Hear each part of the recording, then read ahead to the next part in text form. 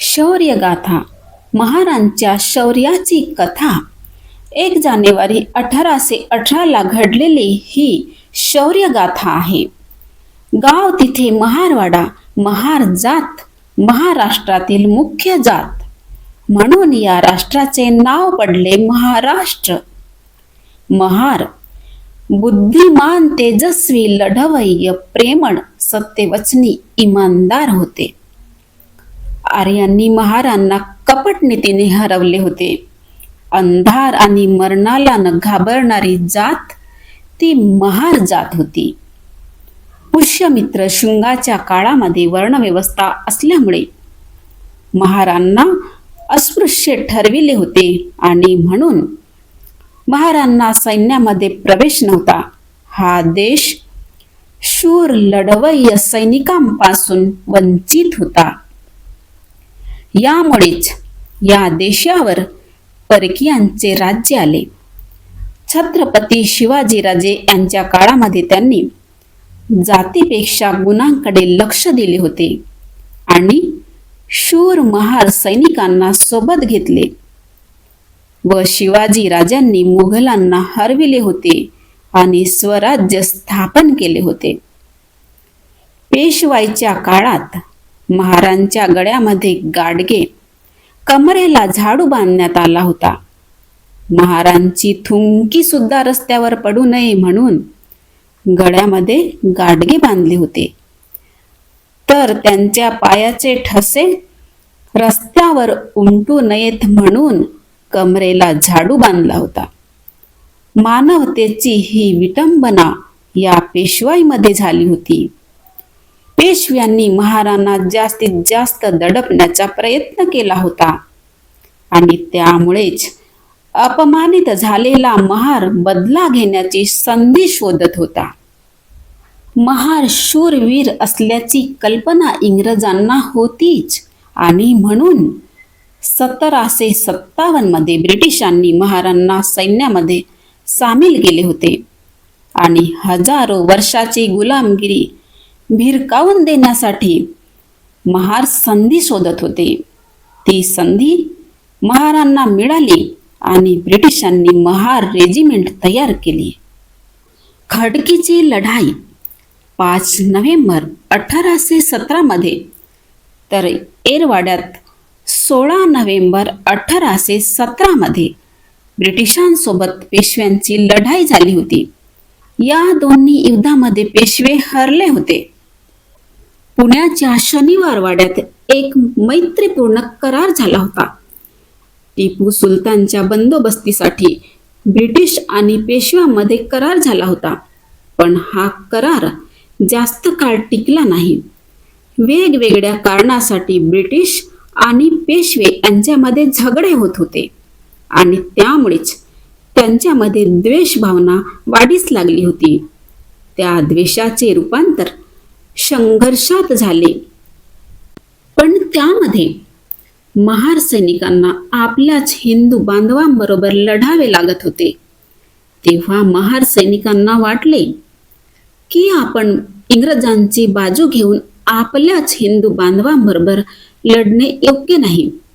त्यांना हे पटले नाही आणि आपल्या हिंदू बांधवांना वाचविले पाहिजे असे त्यांना वाटू लागले आणि प्रमुख सेनापती सिद्धनाग यांनी बाजीराव पेशव्याला भेटण्याचे ठरविले होते आणि त्यानुसार सिद्धनाग महार सैनिक बाजीराव पेशव्याला भेटायला गेले. तेव्हा तो बाजीराव पेशवा तिरस्काराने सिद्धनाग सेनापतीला विचारू लागला की कशाकरिता आलात.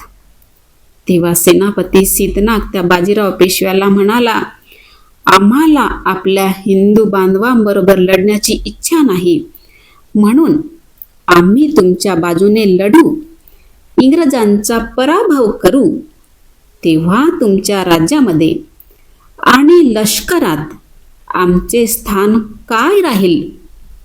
तेव्हा तो बाजीराव पेशवा तिरस्काराने म्हणाला, तुम्हा महारांना सुईच्या टोकावर असणाऱ्या धुळीच्या कणा एवढाही स्थान या पेशवाईमध्ये मिळणार नाही.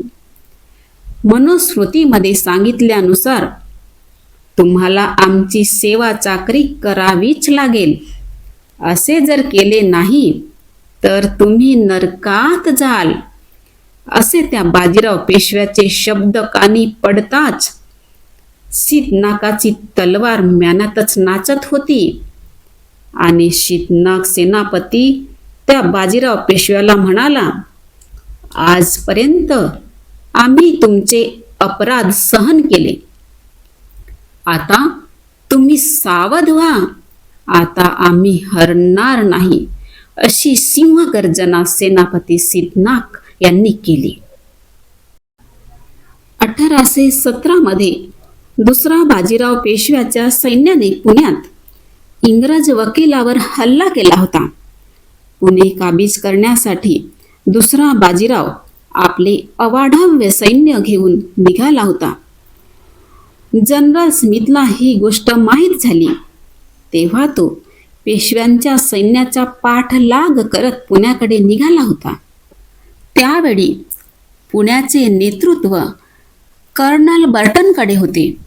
पेशव्यांच्या सैन्याचा तळ पडला होता आणि इकडे जनरल स्मिथ रस्ता चुकला असल्याने तो इतरत्र भटकत होता आणि त्यामुळेच पुण्यामध्ये जनरल बर्टन चिंताग्रस्त झाला होता. आपले सैन्य खूप कमी, पेशव्यांचे सैन्य अफाट.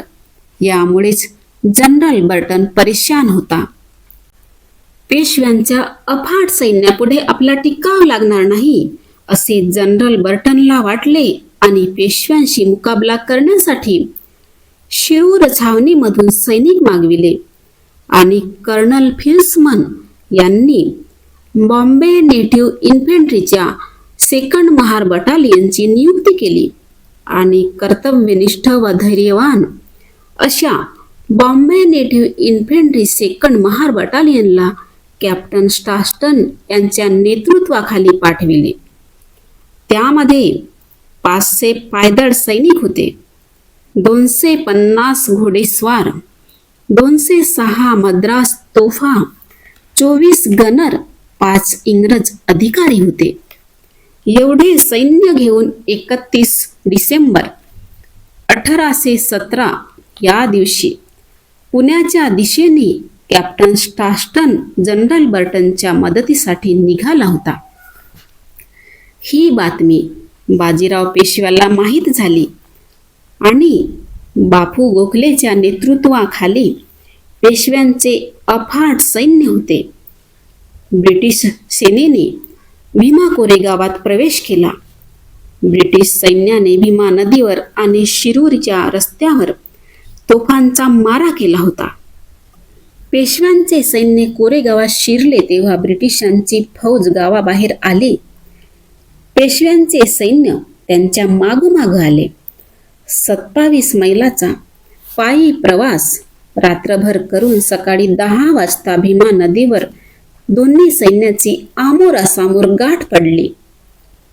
25,000 घोडदळ, 5,000 पायदळ असे पेशव्यांचे 30,000 सैन्य होते. ब्रिटिशांच्या सैन्याच्या 40 पट पेशव्यांचे सैनिक होते. पेशव्यांचे अफाट सैन्य आणि ब्रिटिशांचे अतिशय कमी सैन्य. पेशव्यांच्या 30,000 सैन्यापुढे ब्रिटिशांचे 800 सैनिक युद्धाला तयार होते. ही लढाई इतिहासातील एकमेव लढाई होती. ही लढाई किल्ला किंवा दऱ्याखोऱ्यातील नव्हती, तर ती लढाई सपाट भूप्रदेशावरची होती. युद्धाला सुरुवात झाली होती. ब्रिटिशांच्या महार बटालियन मधला एक सैनिक पेशव्यांच्या 40-50 सैनिकांसोबत लढत होता. ब्रिटिशांच्या सैन्याला पेशव्यांच्या सैन्याने 4ही बाजूने घेरले होते. महार सैनिक जीवाची पर्वा न करता प्राणाची बाजी लावत होता. 27 मैल रात्रभर पायी प्रवास करूनही हे शूर सैनिक लढत होते. घनघोर युद्ध चालले होते. शस्त्र सपासप चालत होते. पेशव्यांच्या सैनिकांचा रणांगणावर सडा पडत होता. प्रेतांची संख्या वाढत होती. ब्रिटिश कॅप्टन स्टास्टन मनातून घाबरला होता. चारही बाजूने घेरलेल्या पेशव्यांच्या सैनिकांपुढे आपला टिकाव लागणार नाही असे त्याला वाटत होते. महार सैनिक मात्र तुंबड युद्ध करत होते. कॅप्टन स्टास्टनला माघार घ्यावी असे वाटत होते. त्याने आपल्या सैनिकांना माघार घेण्याचा इशारा केला होता. तेव्हा महार सैनिक खवळले. ब्रिटिशांचा मागे हटण्याचा निर्णय महार सैनिकांनी मानला नाही. कॅप्टन स्टास्टनला महार सैनिकांनी गरजून सांगितले. ते म्हणाले, माघार घेण्याचा विचार करू नका साहेब. आमच्या शरीरात रक्ताचा थेंब असेपर्यंत हे महार सैनिक मागे हटणार नाही. मरून मिटून जाऊ, पण या पेशव्यांपुढे आम्ही हरणार नाही. सिंहाच्या छातीने लढणारे हे शूर सैनिक आपल्यावर होणाऱ्या हजारो वर्षाचा अन्याय, छळ याचा बदला घेत होते. शत्रूच्या देहाचे ते तुकडे तुकडे करत होते. रक्ताचे पाट वाहत होते. भीमा नदीचे पाणी लाले लाल झाला होता. दिवसभर घनघोर युद्ध चालू होते. सूर्य मावळतीला आला होता. पोटात एक अन्नाचा कण किंवा पाण्याचा थेंब नसतानाही महार सैनिक आपल्या शेकडो पिढ्यांचा बदला घेण्यासाठी झुंज देत होते. ही लढाई आत्मसन्मानाची लढाई होती. रात्र झाली होती. पेशव्यांच्या अफाट सैनिकांची संख्या क्षणाक्षणाला कमी होत होती. बापू गोखले पेशव्यांच्या सैनिकांना आदेश देत होता. रणांगणात आरोड्यांचा कणण्यांचा आवाज येत होता. एवढ्यातच बापू गोखलेचा ज्येष्ठ पुत्र या तुंबड युद्धामध्ये ठार झाला ही बातमी वाऱ्यासारखी भीमा नदीच्या तीरावर पसरली. ही बातमी ऐकून बापू गोखले धाय मोकलून आक्रोश करत होता. पेशव्यांच्या सैन्याची दानादान उडाली होती. पराभव पदरात घेऊन पेशव्यांचे सैन्य वाट दिसेल तिकडे पळत होते. 1 जानेवारी 1818 या दिवशी रात्री 9 वाजता हे युद्ध संपले. शहीद झालेल्या सैनिकांना मानवंदना देऊन विजयी मुकुट हातात घेऊन महार सैनिक पुण्याकडे येत आहेत हे ऐकून जनरल बर्टन अतिशय आनंदित झाला होता. पेशव्यांनी आपल्या हाताने शनिवार वाड्यावरचा भगवा ध्वज काढून स्वतःच्या हाताने ब्रिटिशांचा ध्वज शनिवार वाड्यावर फडकविला होता. भीमा कोरेगावच्या लढाईत शहीद झालेल्या महारवीरांचे स्मरण करण्यासाठी त्यांची कीर्ती अजरामर राहावी म्हणून ब्रिटिशांनी विजय स्तंभ बांधला होता. या स्तंभाला पूर्वी महार स्तंभ या नावाने ओळखले जात होते. या दिवशी स्तंभावर शहीद झालेल्या 20 महार सैनिकांची नावे कोरली आहेत आणि 3 जखमी झालेल्यांची. इंग्रज अधिकारी शहीद झालेल्या सैनिकांना बंदुकीच्या तोफांची सलामी देऊन 1 जानेवारी हा दिवस शहीद झालेल्यांचा स्मृती दिवस म्हणून साजरा करीत होते. बाबासाहेबांनी भीमा कोरेगावला 1 जानेवारी 1927 ला भेट दिली होती.